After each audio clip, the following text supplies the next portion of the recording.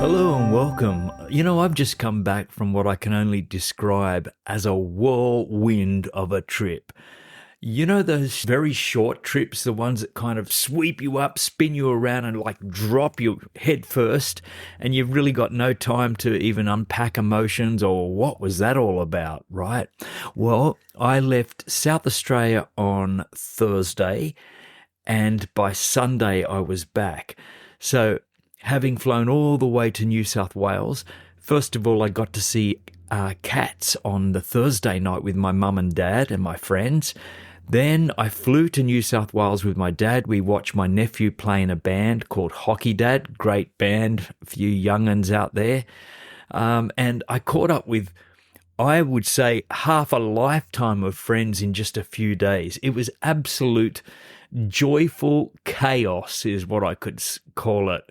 There was hugs, hellos, quick photos, a dozen half-finished conversations that I never got to complete. So it was not nearly enough time for everyone, but plenty of connection and love. That's important. Then, fast as it began, back on the plane, heading home to this quiet rhythm of the country life. And here I am right now recording this, out overlooking my window in the country and just seeing the beautiful trees and birds ahead of me. And yet something interesting happened when I got back. Even though I was really physically tired, I was mentally fresh. My workspace, routines, it all looked and felt a little bit different. The ordinary suddenly has that shimmer of newness about it. So today's tiny kick is change your scene, refresh your spirit, because sometimes all we need is a little pattern interrupt. You know that feeling when life starts to blur together, when days blend together, habits harden, motivation just starts to slip into autopilot. And it's not that anything's wrong, it's just that our brain begins to stop noticing. And I did some research on this because I was interested in what's going on. Why does this happen? And psychologists call this context resetting. When we step away from our normal surroundings, our brain's default patterns, they're the ones that hum quietly in the background, right? But they get disrupted. I guess it's almost like pressing that Control-Alt-Delete on our minds.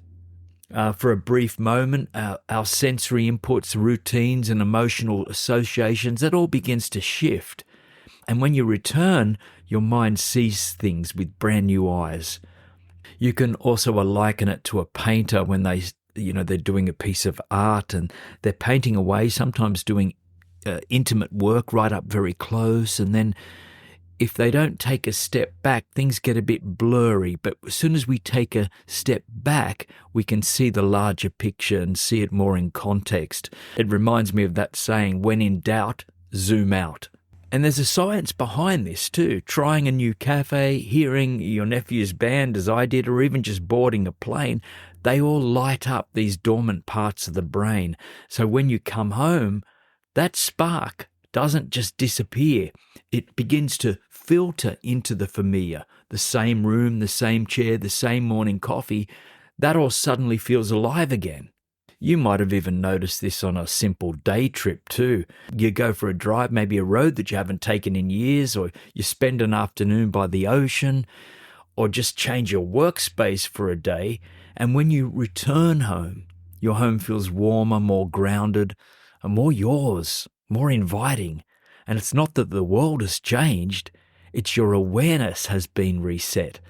And that's the real secret of a routine interrupt. It's not about escaping life, it's about seeing life again. It's about remembering that beneath the sameness, everything is always quietly changing, but just waiting for us to notice. So I invite you, maybe today, if things feel stale or heavy, you don't have to overhaul your life and get on the next plane out. If you can, good luck to you. Just shake things up a little. Work from a cafe maybe. Take a walk on sunrise instead of sunset, or rearrange your desk. Call a friend that you've been meaning to get back to. Like some small changes, they can create big awakenings, because when you interrupt routine, you erupt that autopilot, and that's where real presence begins. So here's your daily kick. Change your scene, refresh your spirit. It might only take one tiny shift to feel brand new again.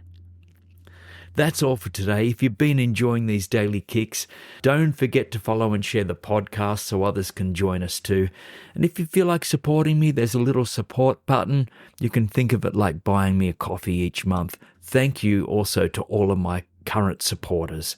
It helps me to keep creating these and inspires me, and I am really grateful.